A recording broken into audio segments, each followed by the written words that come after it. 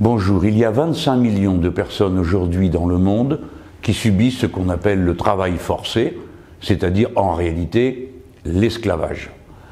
Alors que la plupart des gens pensent que la question de l'esclavage est derrière nous, on découvre que c'est une réalité moderne qui s'exprime sous les formes les plus diverses, dans les pays les plus divers, c'est-à-dire aussi bien dans certaines poches grises des pays développés que dans certaines poches beaucoup plus amples dans d'autres pays. Dès lors, il y a la nécessité d'une lutte internationale, d'une lutte mondiale contre la persistance de l'esclavage. C'est ce à quoi vise la journée du 2 décembre dans le monde entier. Et je voudrais m'y associer en prenant fait et cause pour la défense d'un homme qui est aujourd'hui en prison pour avoir voué sa vie au combat contre l'esclavage moderne. Cela se passe en Mauritanie. Il s'agit de M. Biram Da Abed. Cet homme a mené une bataille extrêmement ouverte, extrêmement publique pour obtenir l'abrogation de l'esclavage dans son pays. Ce n'est donc pas un comploteur ou quelqu'un qui aurait, par des menées subversives personnelles, déstabilisé la vie de son pays.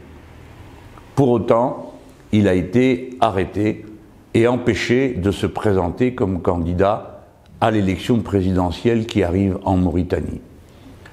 Comme dans beaucoup de pays, on a assisté à la conjonction entre une procédure judiciaire infamante qui permet l'arrestation sur la base d'une simple dénonciation qui vient d'un journaliste qui évidemment se dit indépendant.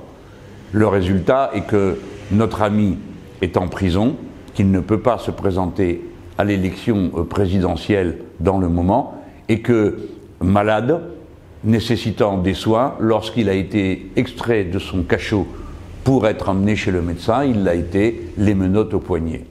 Je veux donc lui dédier ma participation à cette journée de lutte contre l'esclavage et exiger sa libération, de manière à ce que l'humanité s'honore en obtenant qu'un homme qui se bat contre l'esclavage puisse le faire au grand jour et normalement, et en particulier en passant par la voie des urnes, des élections dans son propre pays.